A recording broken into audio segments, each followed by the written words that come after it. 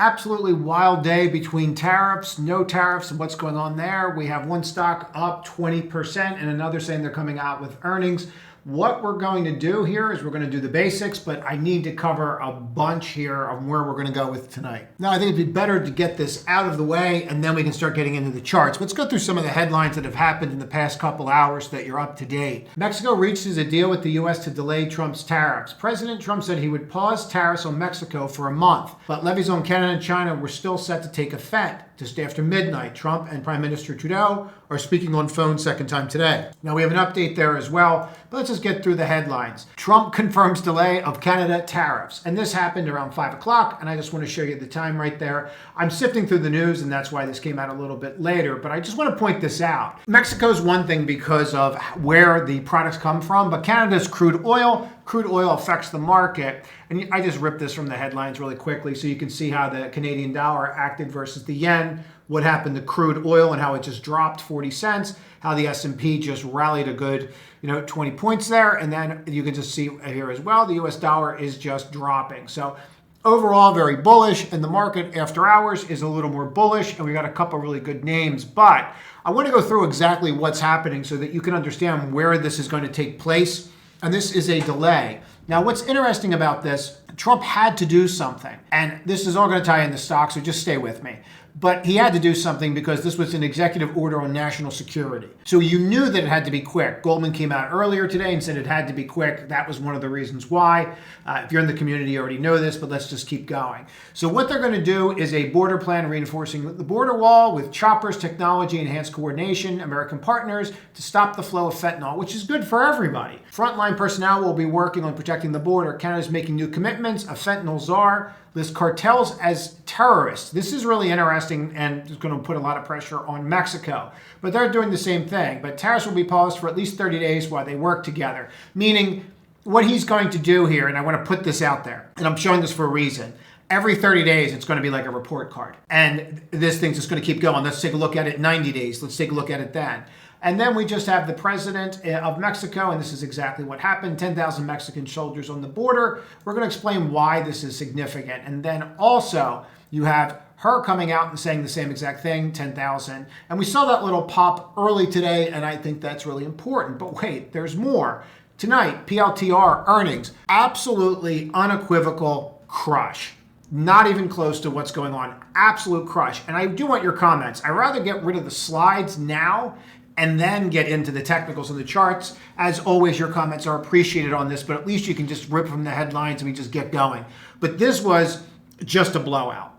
Not only on the revenue side, but when you look at the operating margins here, they crush. They were supposed to come in around 39%. They're in the mid 40s. So everyone will wind up taking their numbers up tomorrow. We're going to do a fundamental educational class for the public pretty soon, I think. But they're going to have to take the numbers up. There's no way around it. It's not the 3 cents that got it, that's making it run 20% after hours, and the call's still going on right now. What's doing it is the operating margins. The leverage here is insane. And the revenues obviously is through the roof. You have about a 6% increase there, and you can see how they see where revenues are going.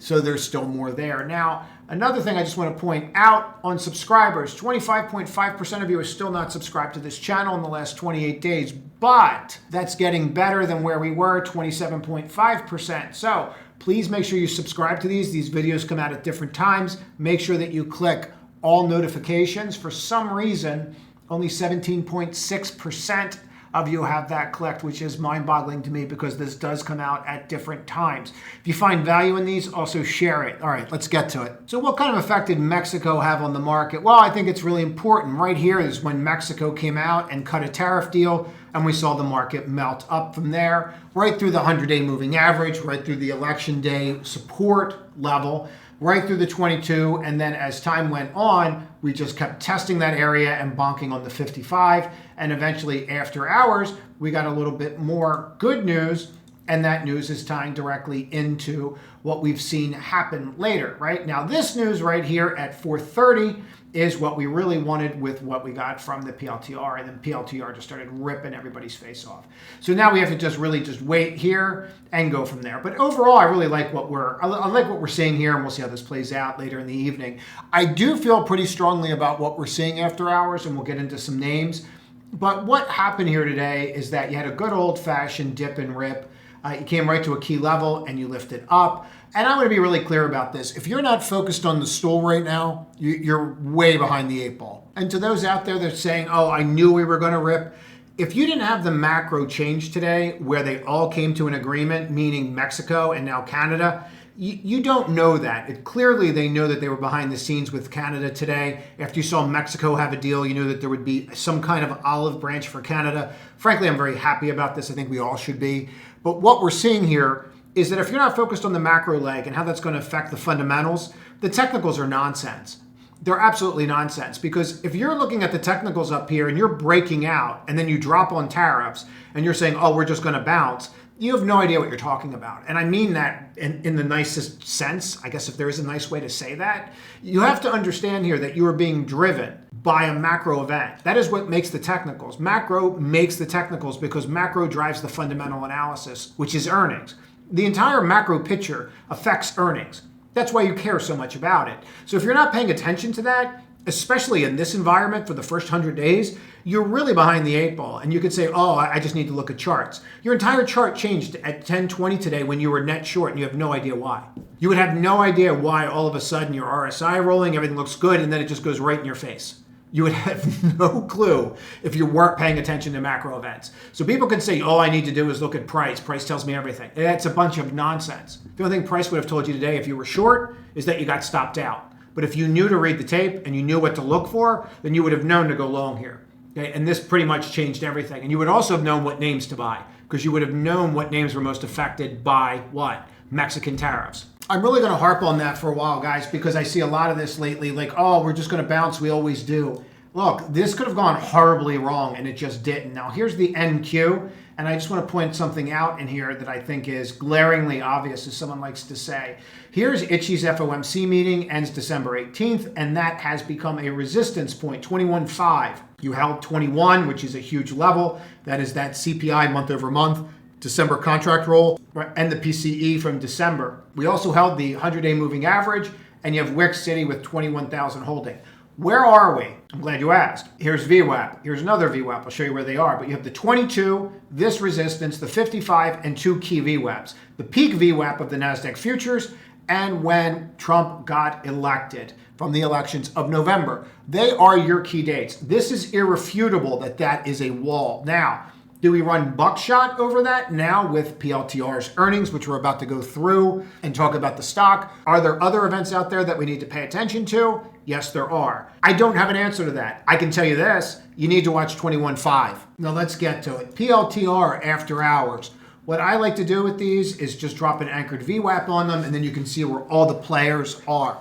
This was a really simple trade once you understand what you're looking for. Once we saw operating margins, once we saw operating margins, that was pretty much it. And then we saw the guide, and I can show you. As soon as the tape comes out, as soon as it hits the tape, we read it, and we discern what happens.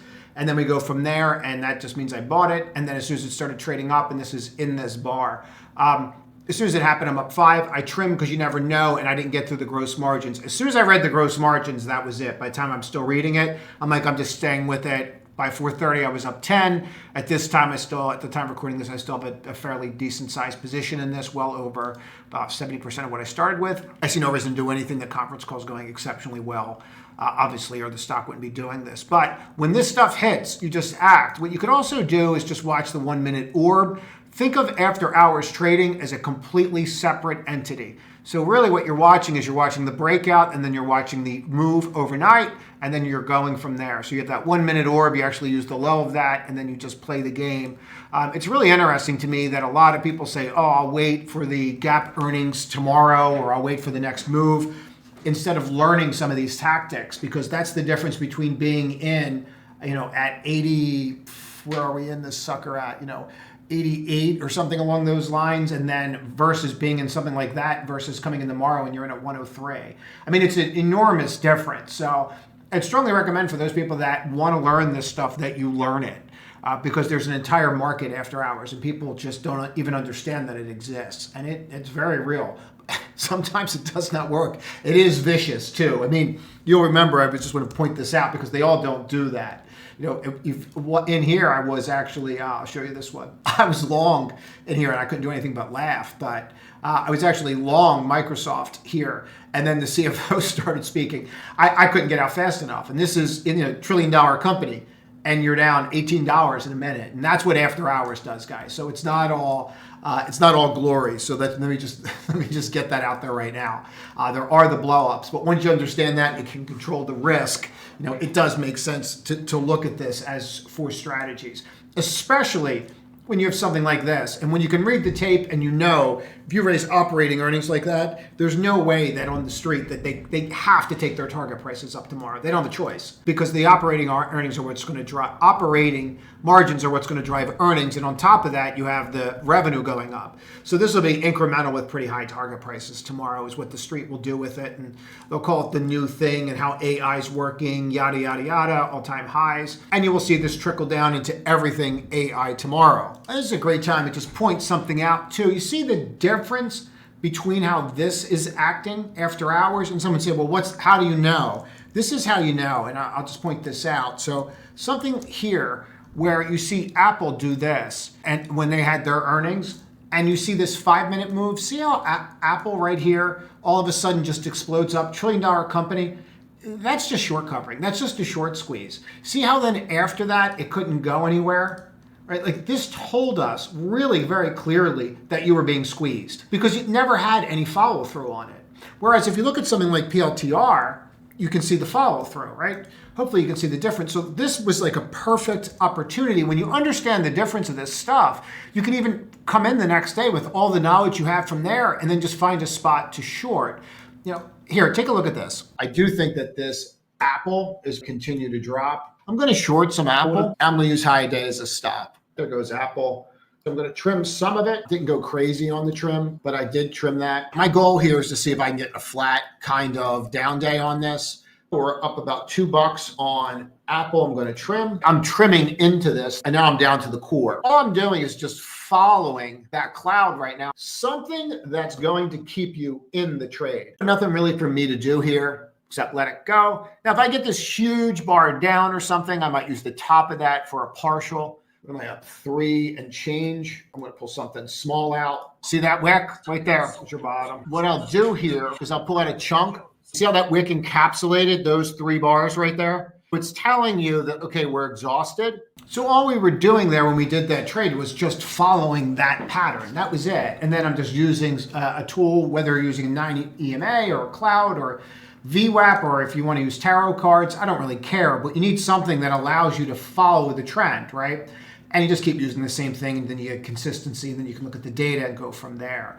But I like doing this kind of stuff because this is really where the money's made, and it's pretty clean. And real quick if you're right or wrong. But let's get into what else is moving, and I think this is really important. Where else are we seeing huge deposits going into? XLF couldn't have been bought faster today, and we're seeing that. Take a look at names like Hood, and you're seeing these names continually explode to the upside, and I don't see any reason that that's going to change. You literally couldn't get in them fast enough. Goldman Sachs today, same thing. Watch JP Morgan. It's the same exact thing over and over and over again.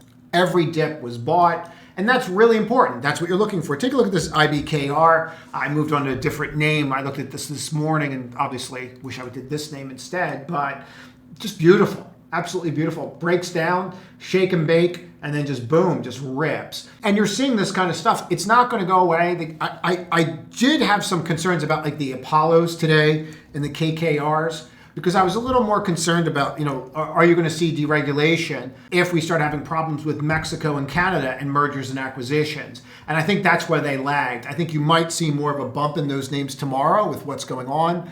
I'd also be remiss, and again, I'm trying to get as much out there as possible. The goal with these videos after hours is going to be to shorten the time frame of the video and also just pack it in as much. But I do want to get this out. MicroStrategy's David Sachs tomorrow. He's going to have his meeting on crypto and whatever this wealth fund's going to be. I guess we're Switzerland now, but if you take a look at this, that's a huge reversal. This is actually called a white Marubozu bar. The way that you've reversed right here is a different situation altogether. But when you don't have any wick on the low or the high, that's really what they are. You have a small wick right there. It's there, but it's really, really faint. and we did see these reversals. Now, what I'd like to see is getting back above that 55, which has been kind of a battle in here for us to do that. And I'll tell you what's acting a lot better is coin. Even though we're not above, those bids are constantly there. And we even saw this last night when all the crypto came down. Coin was down 11% after hours. I get asked a lot where I trade after hours, like on Sunday nights for liquidity. You have to realize all these places have their own liquidity. The easiest one for most people to get access to is Interactive Brokers. I have no affiliation with them whatsoever. It doesn't matter to me one way or another, but for those that ask how I'm doing it, that is one way that would be the easiest way for anybody to do it. But if you take a look at coin, I think coin's holding up a little bit better. You even saw like all the what I'll refer to as the junk rally today. And for me, I think that's really important. Like, are we getting a little frothy? I don't know. It's day one of frothy. I don't know that you're there. I do think the MSTR is going to have a fairly, interesting day, and I do think coin can as well. So let's watch that. We'll see how that plays out, and we'll go from there. But the other thing I want to just point out here, to me, and there's a bunch of names I could go over, but the one thing I do really want to point out here is, Tesla tonight. You're trading up a little bit. You broke under the 55. You were really dead money today, and with all the politics that he's getting himself involved in. Is it good? Is it bad? Who knows with him? You never know how that stuff plays out. I would say this.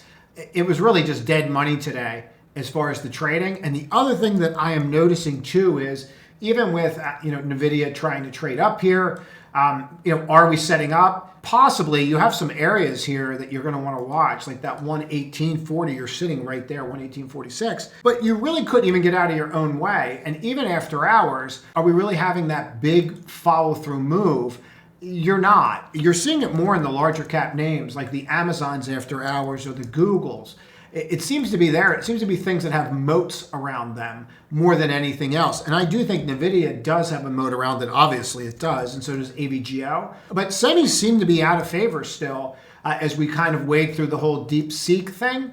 So I'm not really sure that that's the way to go. And I think that you'd find this interesting. So I just want to point it out. This is the SOX, and this is what it was referred to as ASOX, which is the AI semiconductor space. And you can see that since that's cracked, you haven't gone anywhere there. Now there's another one called ESOX. Now watch this with the equal weight. And you can see that that's actually not falling apart in the same way. Now if you go and take a look at some of those names like ASML, they're holding in there. KLAC, they're not falling apart in the same way. In other words, if you look at the close on something like KLAC and Lam Research, right? These names are not down the same way. And I think that's kind of important. Like they got back to their gap fills where we didn't really see NVIDIA do that. And then you have the secondary names that don't have a shot in the world of getting back there. So I think that if you're looking at semiconductors, and of course you have NXPI, this evening, which actually had a fairly decent quarter and it's up $5. I think that you still have to take into account that maybe it's diversification through semiconductors and not just the AI chips at this time, or the ASOX chips, I should show it that way, sorry. But I'm wondering that, and I think that that's something to take a look at. Overall, to me, you have a litany of other names coming out, and I don't see anybody really plowing into AMD, which is supposed to come out tomorrow night. That is it.